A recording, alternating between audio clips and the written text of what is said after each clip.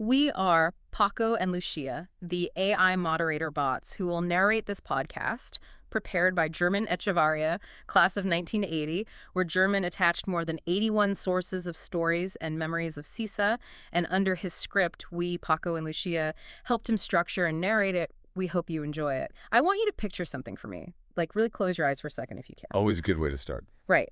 So you are walking down this very leafy, highly preserved street in Bogota, Colombia, and you step up to these massive, heavy wooden doors of a 1930s English Tudor mansion. Oh, wow. Yeah, and you push those doors open, and immediately, you were just struck by the immense weight of the history around you. You can almost smell the old wood, right? Exactly. You're walking past this massive, glittering crystal chandelier. You run your hand along exposed brick that was literally fired in historical Moorish kilns. Which is just incredible architecture. It is. It's palatial, it's traditional, it's dripping with this very specific, meticulously preserved 20th century prestige. Right. Very old school wealth. Exactly. But then, and here's where it gets weird.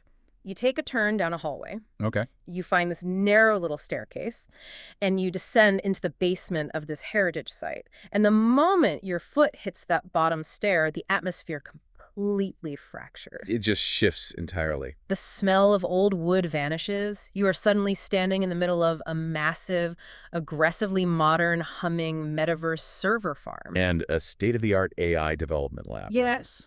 Right under the Tudor mansion. It is such an incredibly jarring visual, you know? Like, you literally have the architecture of the past structurally housing the digital engines of the future. Literally beneath the floorboards. Right beneath them. You have centuries colliding in the space of a single staircase. It's a total physical contradiction. Oh. And that visual, that humming digital basement beneath the quiet heritage mansion, that perfectly encapsulates our mission for this deep dive today. Which I'm really excited about. Me too. Today, we are going to unpack the 50-year evolution of CESA, the Colegio de Estudios Superiores de Administración. And, you know, we're doing this because this deep dive is essentially a masterclass in managing a profound, almost impossible paradox. A permanent paradox, really. Exactly. We are analyzing how an institution can honor very deep physical historical roots while at the exact same time, aggressively innovating for a digital future. They aren't choosing one or the other. No, not at all. They are forcing both realities to coexist, and they are using the friction between them to generate incredible market value. Exactly. And to pull this off today, we have gone through just an incredible stack of sources. Mountains of data. Mountains. We are talking deep dives into institutional archives, a highly detailed 2024 sustainability report, documentaries exploring Bogota's urban architecture. Which were fascinating, by the way. So good. Plus, we've got hard market data on Latin American tech startups. But before we jump into all that data, let's establish why this actually matters to you, the person listening right now. Yeah, why should you care? Right. Think about your own professional life.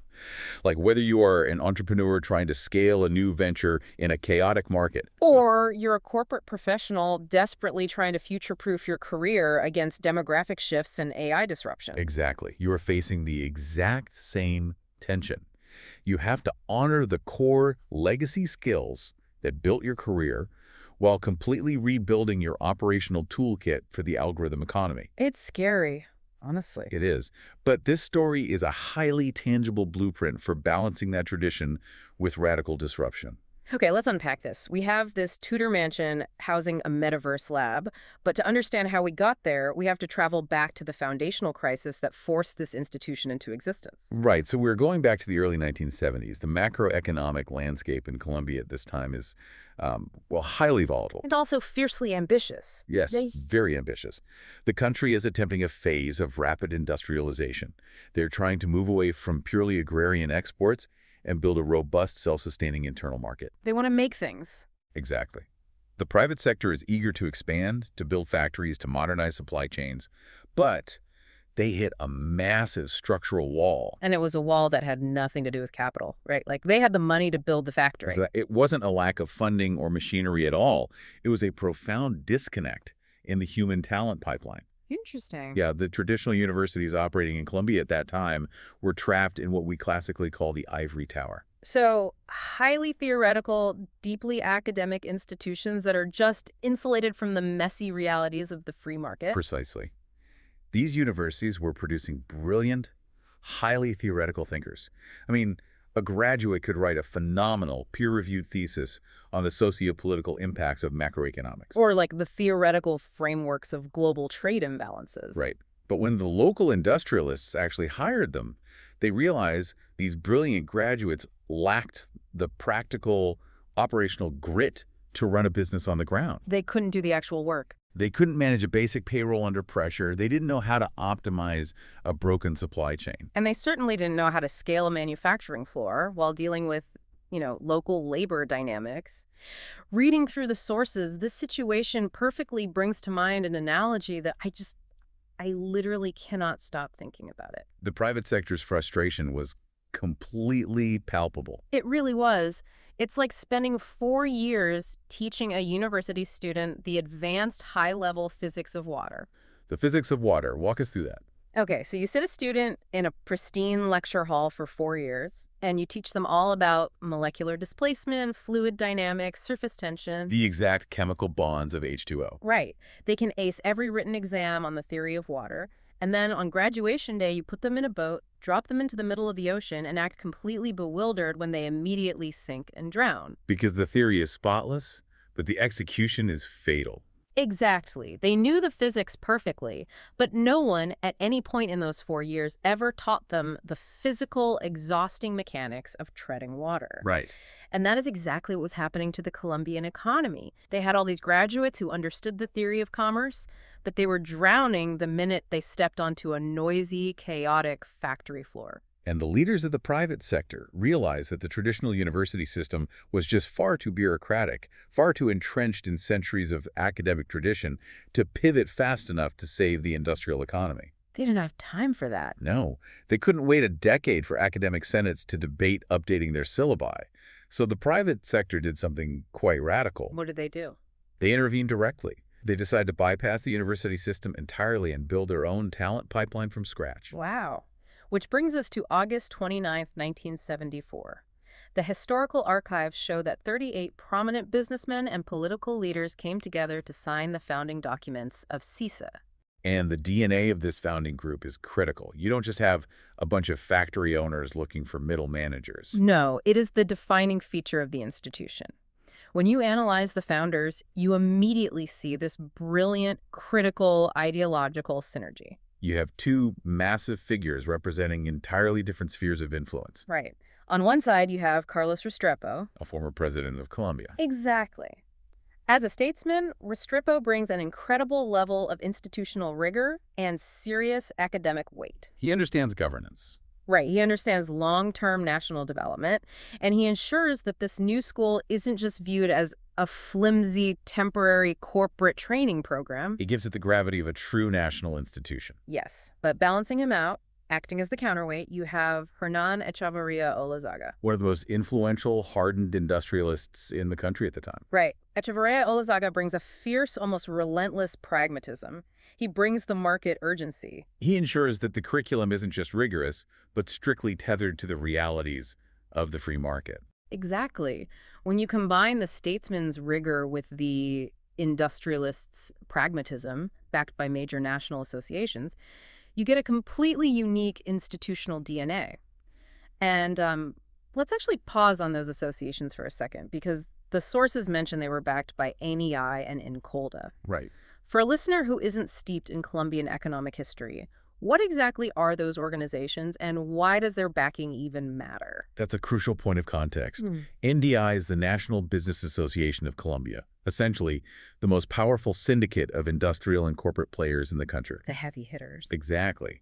And INCOLDA is the Colombian Institute of Administration, heavily focused on executive management and best practices. Okay, so having them back the founding of CESA is, what's a good comparison? It's the equivalent of the U.S. Chamber of Commerce and the Business Roundtable getting together and deciding to bankroll a brand new university. Oh, wow. That sends a huge message. It signals to the entire market that this wasn't some academic experiment. It was a highly capitalized, industry-mandated solution to a national crisis. And because they had that backing, they moved incredibly fast. Like, they sign the papers in August of 74, and classes officially begin on February 24th, 1975. That's practically overnight in academic time. It really is. But here's the detail in the archives that just made me stop in my tracks. They start with just 13 students. Just 13. 13. But they don't start on a sprawling, green college campus with dormitories and quads. They launch the school on the 30th floor of the Edificio Tequendama. A major corporate skyscraper, right in the middle of the downtown financial district in Bogota. Now, hold on. Let's look at the logic of that, because operating a university on the 30th floor of a commercial office building sounds like a weekend real estate seminar. Or a temporary pop-up. Right. It doesn't sound like the foundation of a serious legacy institution. If you have the backing of the former president and the biggest industrial syndicate in the country, why are you renting office space? It seems counterintuitive. Yeah, why not buy land and build a proper campus? Because CESA was engineered from day one to be structurally defiant of traditional university norms.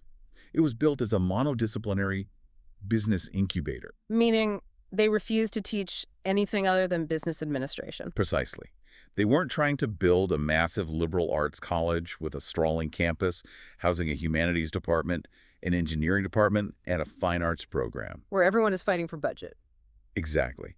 In traditional universities, those disparate departments constantly battle over resources, funding, and real estate. The engineering department wants a new lab. The theater department wants a new stage. So CESA just stripped all of that internal friction away. Every single dollar, every square foot of real estate was optimized for one singular output, producing high-level business operators. Therefore, the 30th floor of a corporate skyscraper made perfect sense. They bypassed the ivory tower by literally putting the students in the tower where the business was actively happening. I see the immediate pragmatic value of that. You are physically immersing them in the corporate ecosystem. You're right there in the mix. But let's project a few years down the line. You can't build a 50-year, multi-generational national institution out of a rented skyscraper floor. No, eventually you run out of space. Right. Your 13 students become 100, then 500, and you need a permanent physical footprint. But instead of following the standard playbook of university expansion, they execute one of the strangest real estate pivots I've ever seen in the education sector. It completely defies conventional wisdom, especially for the late 1970s. Totally. Because the standard trend for an expanding, well-funded university at that time was to flee the congested city center. Right. Move out to the suburbs or the outskirts. Buy a massive, cheap plot of land and build a sprawling, hyper-modern, highly efficient concrete mega-campus. Centralized heating, massive 500-seat lecture halls, massive parking lots. The standard brutalist college aesthetic. Yes. But CESA rejects that model entirely. Instead, they look inward, deep into an older urban neighborhood called La Merced. And La Merced is not just any neighborhood. It is a fascinating urban space with deep pedagogical implications. Tell us about it. It was developed back in the 1930s and 40s as a radical urban experiment by the renowned Austrian architect Karl Brunner. The documentaries we reviewed went really deep into Brunner's philosophy. He completely rejected the traditional, rigid colonial grid layout, the typical square blocks that dominated the older parts of Bogota. Instead, he implemented what was known as the Garden City model. It was a rejection of industrial rigidity. Brunner designed La Merced with organic curves, emphasizing heavy greenery, asymmetrical plots, and strategically utilizing the neighborhood's proximity to the national park. It was designed as an enclave of high culture, urban elegance, and this is key deliberate winding pedestrian friction. So, starting around 1976 and 1978, CESA decides to anchor themselves here. They buy a property from a prominent banker named Jaime Michelsen. And they don't stop there. Over the subsequent decades, they meticulously acquire 16 historical mansions in this neighborhood. These are not just old houses, these are architectural treasures. We are talking about massive structures featuring neo-Gothic and Tudor styles, palatial dimensions, the Moorish kilns you mentioned earlier. And even some of the very first mechanical elevators ever installed in Bogota, housed in the Pedrejita and Casabianca properties. The historical weight of these buildings is immense. The archives even note they acquired Casa Puyana. Oh, that's a wild detail. Right. That is literally the house where George Marshall, the U.S. Secretary of State and architect of the Marshall Plan, stayed during the infamous 1948 Bogotazo riots, which was a major historical flashpoint in Colombian history. So the historical pedigree and the cultural gravity of these spaces are just unmatched. Okay, but From a pure logistics and financial standpoint, that seems impossible to scale or justify. How so? Maintaining 16 historically protected, disparate mansions sounds like a total operational nightmare. Oh, definitely. You are dealing with 1930s plumbing, outdated electrical grids, and incredibly strict urban conservation laws where you can't just knock down a load-bearing brick wall to build a modern 200-seat lecture hall. The maintenance costs alone must bleed the endowment dry. Right. So why on earth wouldn't a hyper-pragmatic business school just sell those 16 historic lots at a massive premium to luxury condo developers? Take that mountain of cash and build one highly efficient, centralized, climate-controlled high-rise. Because you are looking at the architecture purely as a housing mechanism, when you really need to look at it as a piece of curriculum. Wait, what? The inefficiency of the space is the point. The inefficiency is the point. That sounds completely antithetical to a business school. Explain that. The founders understood a psychological concept that modern real estate developers often forget. Forced intimacy. Forced intimacy, okay. Let's break down the physical dimensions of a 1930s residential dining room. It structurally, physically prevents anonymity. You simply cannot cram 300 students into that space. No, physically impossible. Therefore, the class sizes are mandated by the architecture to remain small, usually around 20 to 30 students. Oh, I see. So you physically cannot hide in the back row with your laptop like you can in a massive stadium seating auditorium at a state university. Exactly. You are highly visible. And consider the grand vestibules, the winding staircases, and the narrow hallways of these mansions. They force unscripted, high-friction interactions. You bump into people constantly. Right. When you are moving between classes in a house, you have to literally look people in the eye. You have to navigate around your peers, your professors, the administrative staff. You can't just put your headphones on and march across a massive concrete quad anonymously. The physical constraints of these mansions hardwire a boutique, exclusive community feel into the daily, hourly lives of the students. Which creates trust. It creates an incredibly dense, high-trust ecosystem based entirely on sheer physical proximity and repeated exposure. That is a fascinating way to view real estate. So the architecture is actively shaping their psychological development and their social dynamics. What's fascinating here is how the architecture teaches a psychological lesson every single day, subtly, through their environment. True innovation doesn't require the destruction of heritage. Wow. You can be a hypermodern, cutting-edge thinker while standing in a room built a century ago. The space deeply respects the past, but the conversations happening inside it are aggressively focused on the future. So this high-friction, intimate environment creates deep interpersonal trust. Exactly. But does a localized boutique sense of trust actually survive contact with the brutal realities of the free market? That's the million-dollar question. Right. Because having small, intimate classes in a beautiful Tudor mansion is a lovely experience, but did it actually produce the hardened, capable business operators that the founders demanded back in 1974?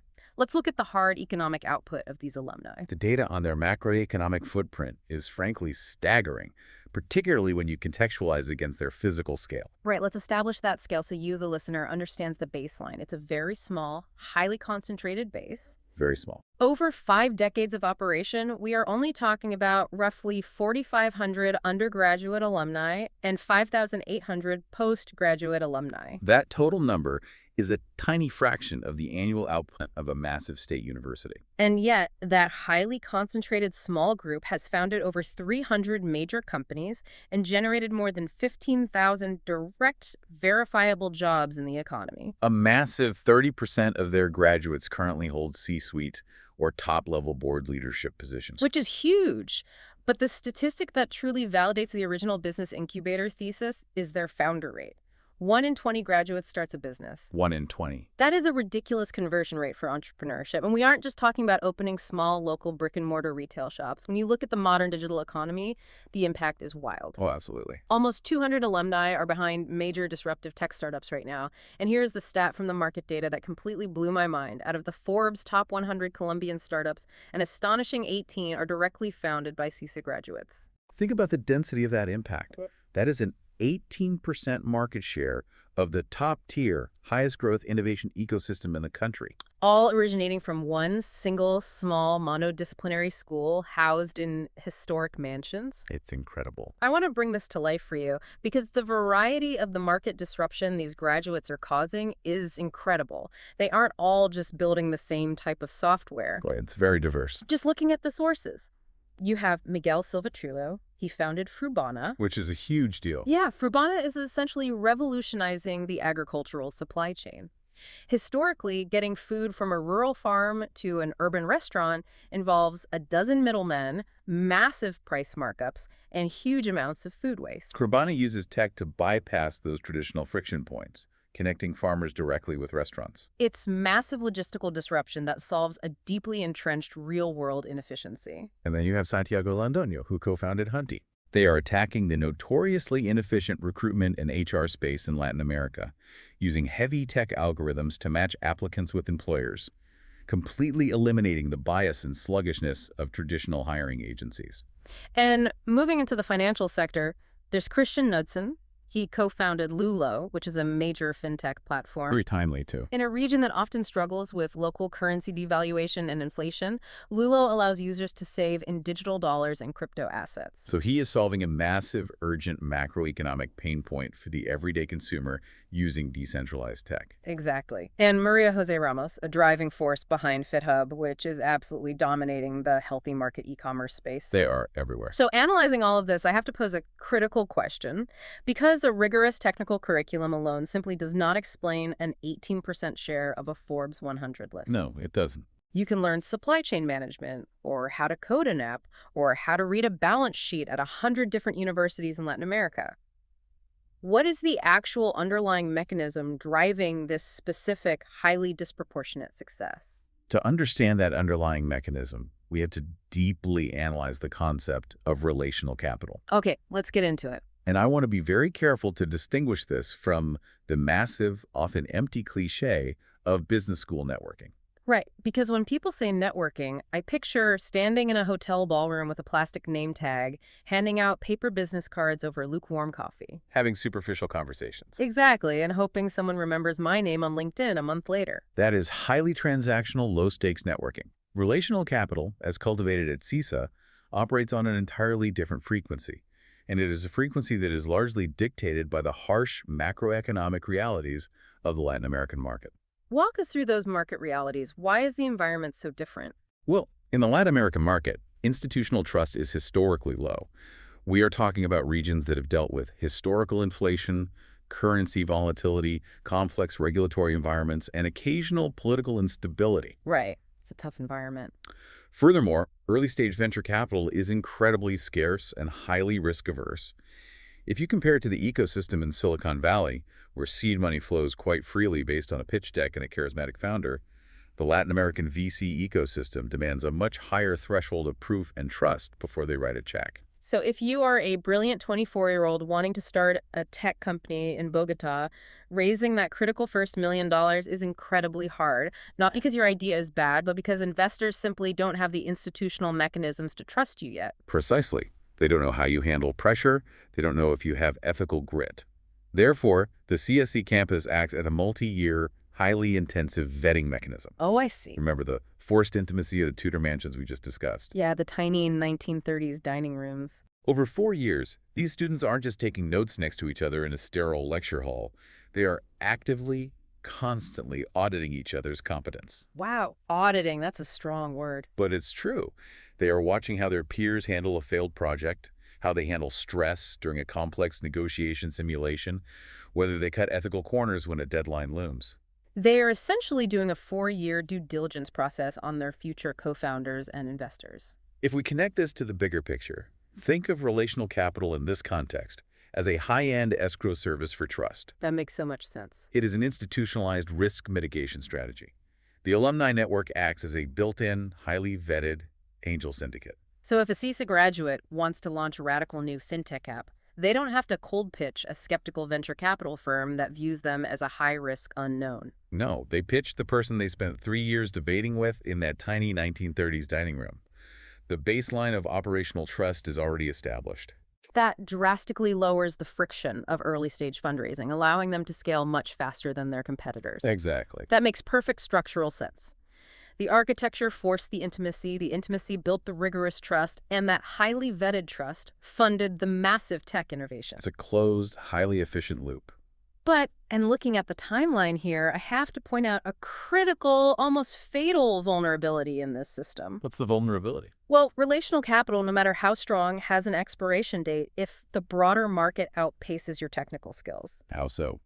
Well, a high-trust network of powerful, wealthy friends won't save your company if you simply don't understand how artificial intelligence or blockchain is actively destroying your core business model. All right. If your entire network learned business in 2010, the trust is high, but the knowledge is obsolete. And you have just identified the exact existential threat that CESA, and frankly every higher education institution on the planet, faced as we entered the 2020s. Which brings us to the landscape of early 2022. The global higher education sector is suddenly slamming into a massive demographic cliff. A really steep one. I want you to think about this macro trend. Because of dropping birth rates over the past couple of decades, a global phenomenon in developed and developing nations, there are simply, mathematically, fewer 18-year-olds entering the university pipeline. The pool of applicants is shrinking rapidly. At the exact same time, the market is aggressively questioning the return on investment, the ROI, of traditional four-year degrees. People are looking at the math and asking, why should I spend 4 years of my life and a fortune on a static degree when I can take a highly specialized 6-month intensive coding bootcamp and get a high-paying tech job instantly? Exactly. The traditional higher education business model, which relied on an endless growing supply of 18-year-olds willing to pay for 4 years of general education, was facing total systemic collapse. So to survive, CESA realizes they can't just rely on their legacy. They initiate a massive institutional pivot. And at the center of this pivot is the new rector, Emilia Restrepo Gomez. Her profile is fascinating because she is the exact opposite of a traditional, dusty academic bureaucrat who has spent their entire life insulated in university administration. She represents a total paradigm shift for the institution. First of all, on a historical note, she is the first female rector in the institution's 50-year history. Which is huge. But arguably more critical for this specific crisis, she is a titan in the Latin American corporate tech sector. Where was she before? Before taking the role, she served as the vice president of digital transformation at Postobon, which is one of the largest beverage and logistics companies in the region. Oh, wow. So she knows exactly, on a granular operational level, how massive legacy institutions must adapt their operations to survive digital disruption. Exactly. And crucially, tying back to our previous point, she is a 1994 CESA graduate herself. Oh, that's perfect. So she possesses the deep relational capital and institutional trust to lead, but she also possesses the hard digital execution skills of a corporate VP. It's a perfect combination for a crisis. And in 2023, under her leadership, they launched this massive structural rewiring called the CESA for Life Master Plan. Yeah. And to really explain how radical this shift is, I want to use an analogy from the software world. I call it the API analogy. Let's break down the API analogy. Okay, think about the old traditional model of a university. The traditional university operates like a monolithic software download from the 1990s. You buy a CD-ROM, right? Right. You pay your massive tuition. You spend 4 years on campus. They download a massive static bundle of knowledge into your brain.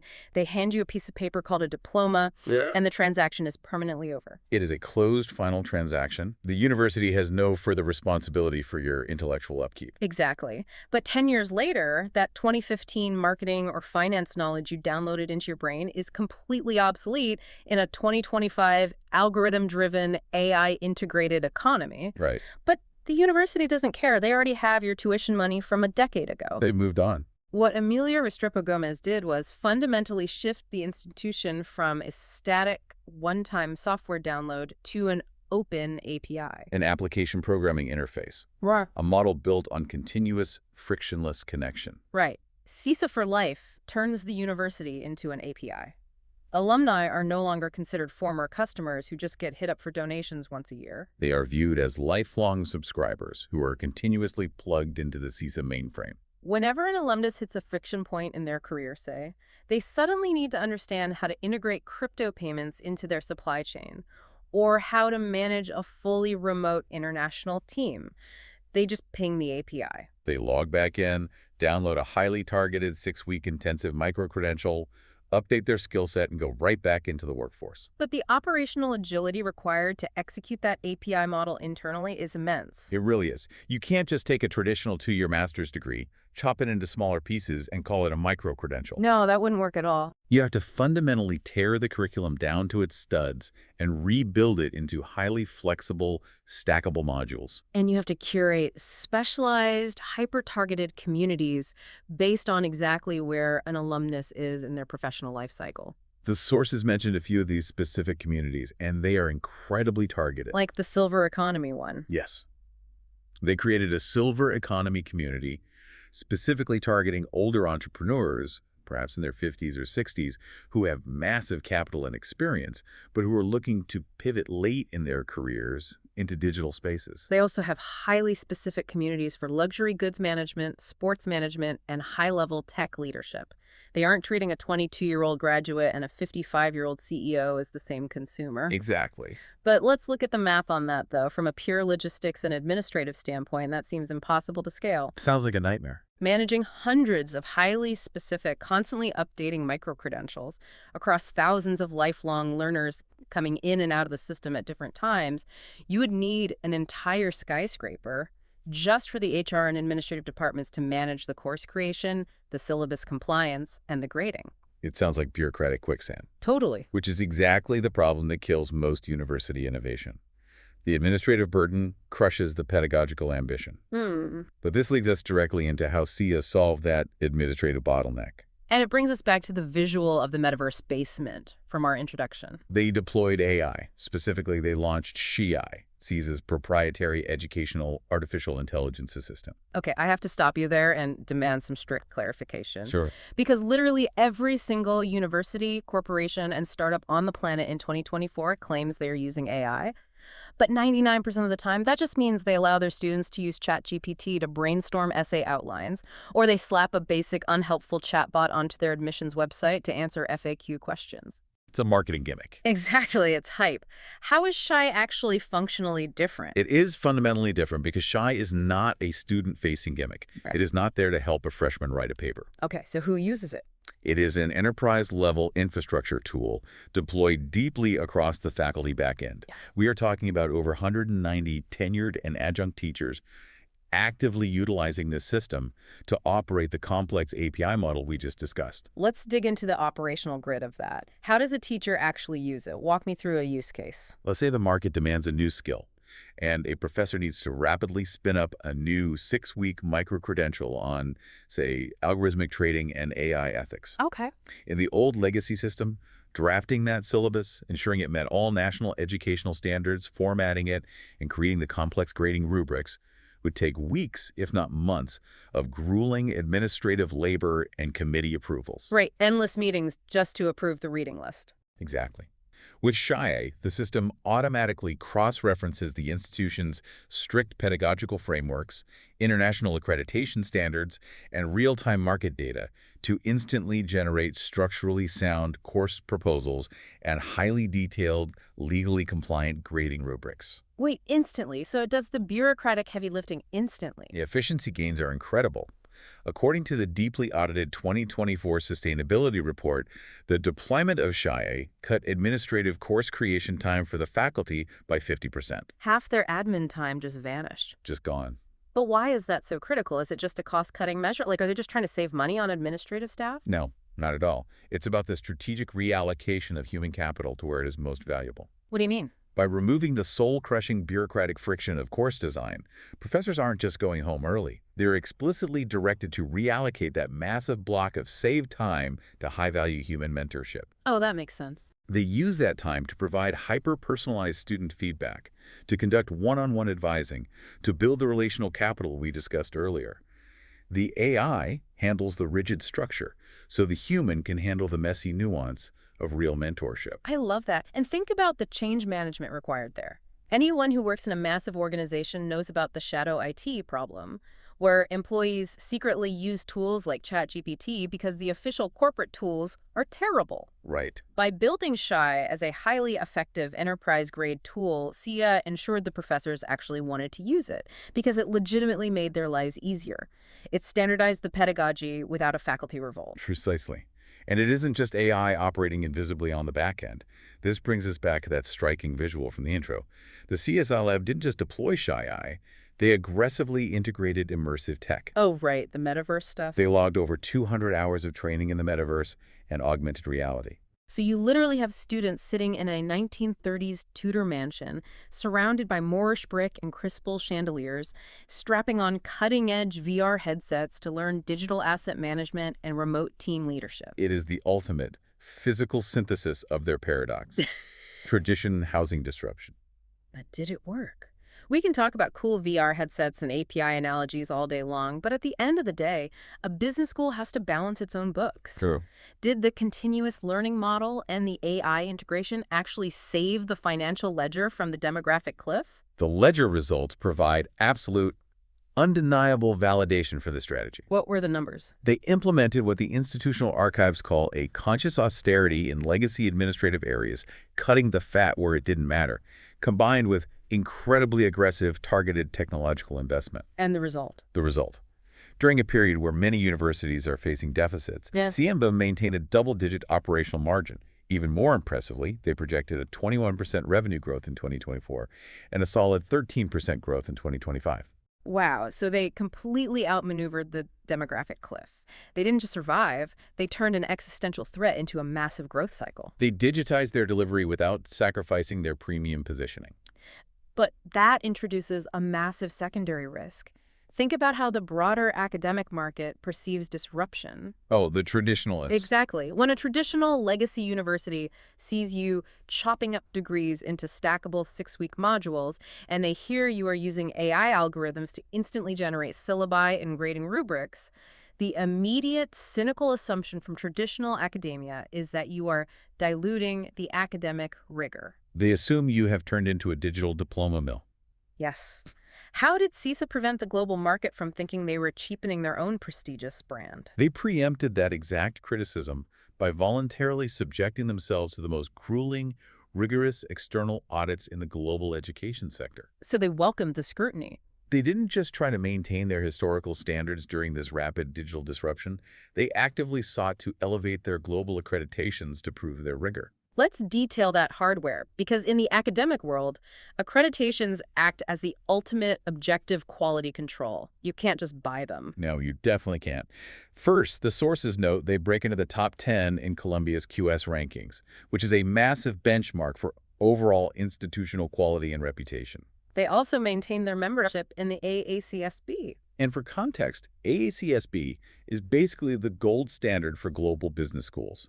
Less than 6% of the world's schools offering business degree programs hold AACSB accreditation. Wow, less than 6%. It requires a massive multi-year review of faculty qualifications, curriculum design, and learning outcomes. But the truly critical milestone, the one the archives really highlight, was achieved in 2023 when their Bachelor in Business Administration program received the EFMD accreditation. The European Foundation for Management Development. Now, why is that specific European accreditation so important for a Colombian business school? Because EFMD audits are notoriously holistic.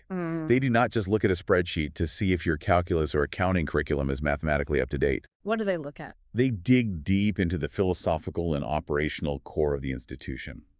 They focus heavily on relevance to practice, meaning they aggressively audit whether what you teach actually works in a real chaotic boardroom or if it's just theoretical fluff. Ah, right. Back to the practical skills. And crucially, they rigorously audit ethics and operational sustainability.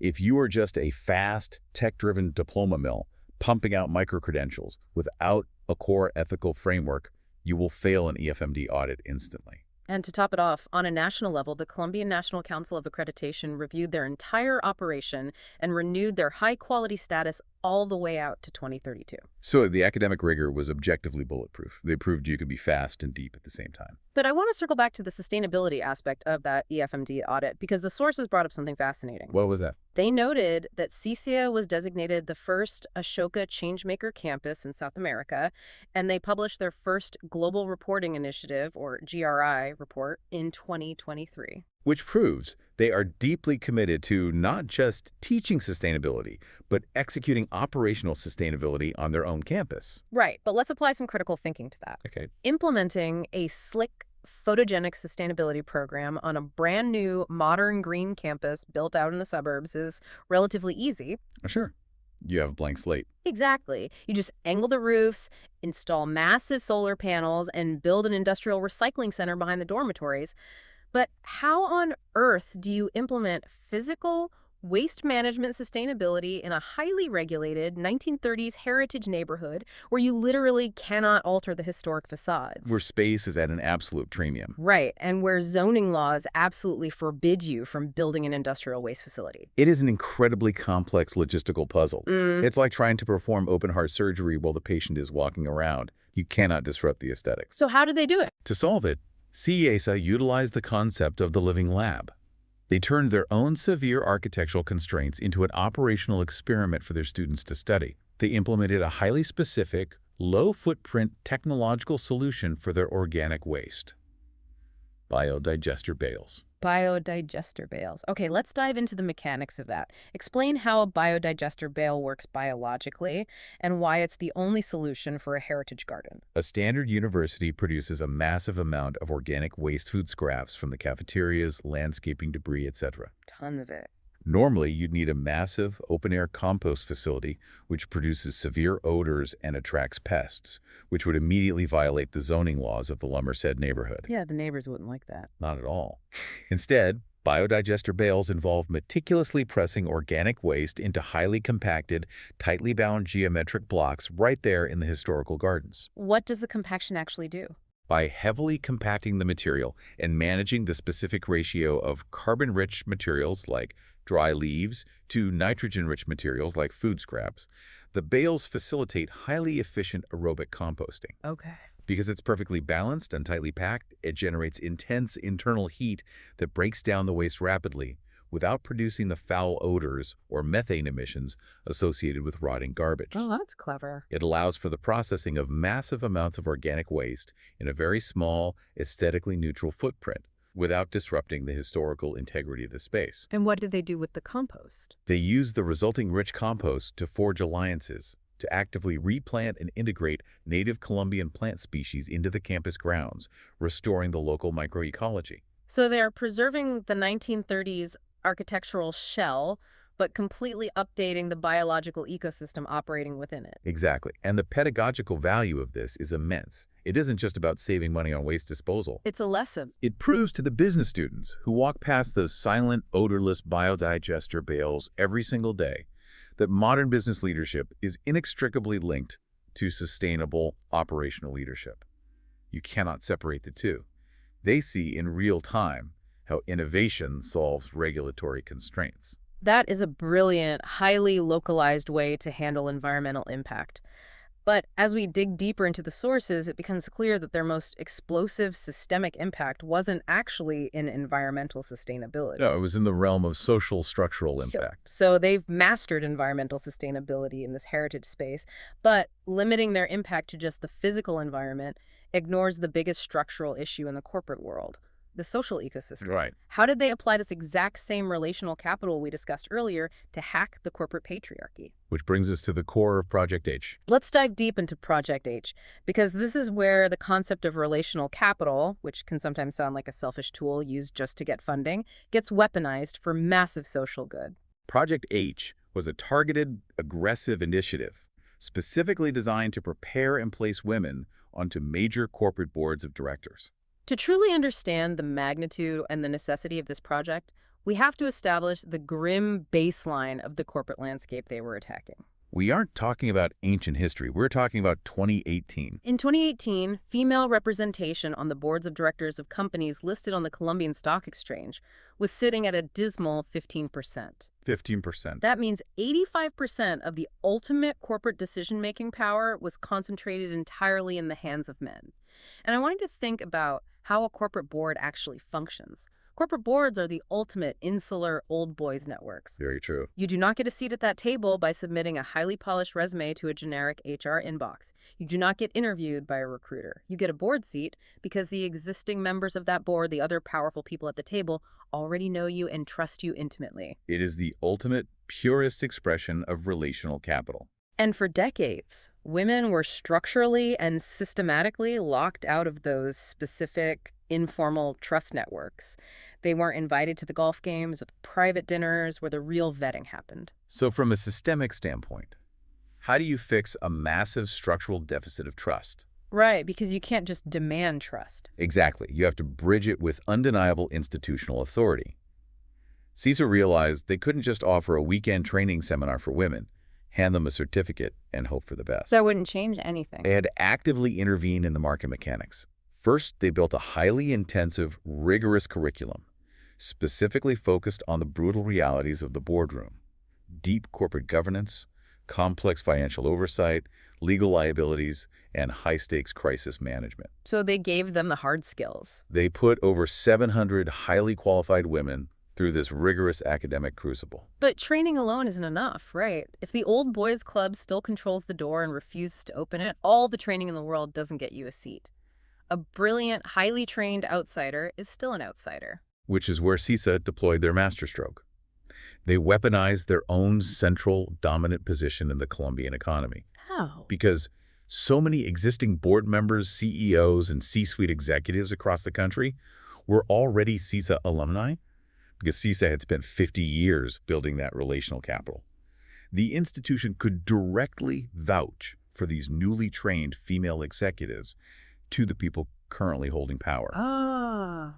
They applied what we can call the CESA, the CESA seal of approval. Here's where it gets really interesting. I love that concept. It reminds me of how a major high-end investment bank acts as an underwriter for a corporate bond. That's a great analogy. When a company issues a bond, investors might be hesitant. But if Goldman Sachs or Morgan Stanley underwrites it, they are essentially saying, we have done the math, we are putting our reputation on the line, this is a safe investment. Right. CESA acted as the underwriter for these female executives. They went to the existing patriarchal boards and essentially said, we have trained them, we vouch for them, and you trust us so you can trust them. They lent their massive institutional relational capital to these women to temporarily bridge the gap until the women could establish their own power. They underwrote the trust, and the empirical impact data is just staggering. By actively pushing this initiative, by underwriting that trust, female board representation on the Colombian Stock Exchange jumped from that dismal 15% in 2018 to 23.1% today. Nearly a 10-point jump in the highest echelon of corporate power in just a few years. That is a massive structural shift in the center of economic power, driven almost entirely by one institution deciding to actively leverage its network rather than just observe the inequality. The impact was so profound and measurable that the Bogotá City Council awarded CESA the Gran Cruz del Merito in 2024, specifically recognizing this exact diversity, equity, and inclusion impact on the national economy. That is incredible. CESA actively engineered the disruption of the corporate patriarchy using the exact same networking mechanisms and relational capital that they used to build unicorn tech startups like Frubana and Lulo. It's the exact same tool-vetted institutional trust, just pointed at a different systemic friction point.